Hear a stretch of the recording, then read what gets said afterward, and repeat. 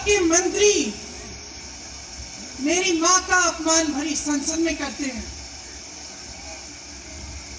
आपके एक मुख्यमंत्री कहते हैं कि राहुल गांधी को पता भी नहीं है कि उनका पिता कौन है। आपके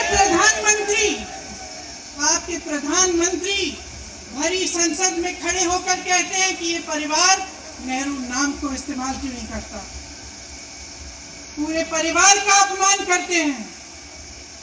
कश्मीरी पंडित समाज के रिवाज का अपमान करते हैं, जिसके तहत एक बेटा अपने बाप के मरने पर पगड़ी पहनता है, परिवार की परंपरा को आगे बढ़ाता है। लेकिन आप पर कोई मुकदमा नहीं होता, आपको 2 साल की कोई सजा नहीं मिलती, आपको जेल की सजा नहीं मिलती,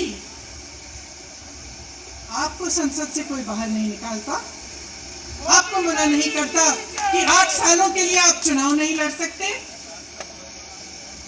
क्यों?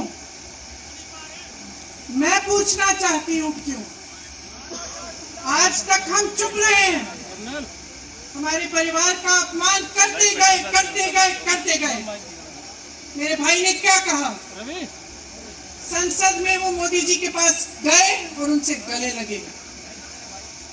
मेरे भाई ने कहा मैं आपसे नफरत नहीं करता हूं, मेरे दिल में आपके लिए कोई नफरत नहीं है, हमारी विचारधारा अलग है, लेकिन हमारी नफरत की विचारधारा नहीं है।